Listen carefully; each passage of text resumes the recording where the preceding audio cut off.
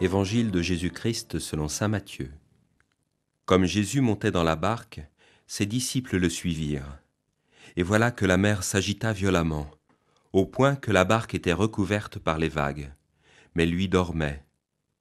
Ses compagnons s'approchèrent et le réveillèrent en disant : « Seigneur, sauve-nous, nous sommes perdus. » Mais il leur dit : « Pourquoi avoir peur, hommes de peu de foi ?» Alors, debout, Jésus interpella vivement les vents et la mer, et il se fit un grand calme. Les gens furent saisis d'étonnement et disaient : « Quel est donc celui-ci, pour que même les vents et la mer lui obéissent ?» Frères et sœurs, je vous invite à méditer cette phrase de l'évangile de Matthieu, « Mais lui dormait ». En apparence, c'est une petite phrase anodine, mais je crois qu'elle a une grande portée spirituelle. Elle exprime l'expérience qu'ont faite les apôtres. Qu'est-ce que c'est que cette expérience ? C'est d'abord l'expérience de l'humanité de Jésus.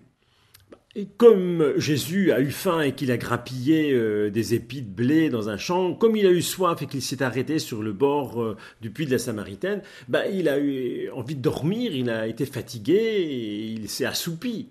Ça montre son humanité. C'est intéressant d'ailleurs de nous rappeler que lorsque nous nous mettons en prière, nous rencontrons le Fils de Dieu, mais le Fils de Dieu dans l'humanité, c'est-à-dire qui éprouve des sentiments humains. Nous avons un partage de sentiments humains entre le Christ et nous. Mais l'expérience des apôtres, elle va plus profond que cela.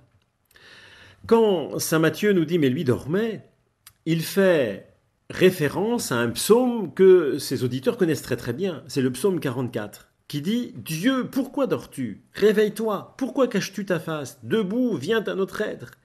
Et vous voyez, Dieu dort. Dieu semble ne plus s'occuper de son peuple. Dieu semble laisser l'humanité couler pendant que lui dort. C'est l'expérience du silence de Dieu. Cette expérience, quand est-ce que les apôtres l'ont faite ? Le vendredi saint. Le vendredi saint, apparemment, Dieu s'est tu.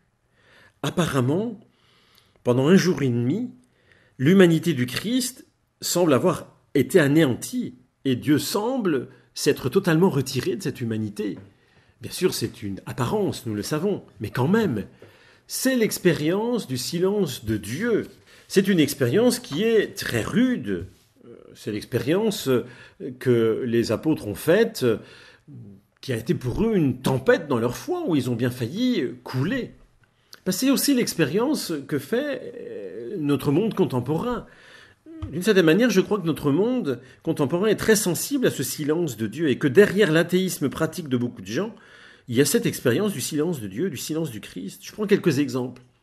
Notre époque a été marquée au siècle dernier, le XXe siècle, par la barbarie totalitaire. Vous savez, 6 millions de juifs, dont 1 million d'enfants, ont été exterminés dans les camps de concentration. Et beaucoup s'interrogent, mais que faisait Dieu ? Est-ce qu'il dormait ? Pendant 80 ans, une chape de plomb a étouffé les pays de l'Est. Des populations entières ont été déracinées. Des millions de personnes déportées au goulag. Les statistiques sont là pour le prouver.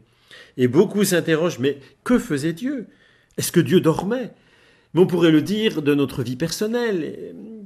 Pendant bien des événements, nous nous disons, mais que fait Dieu ?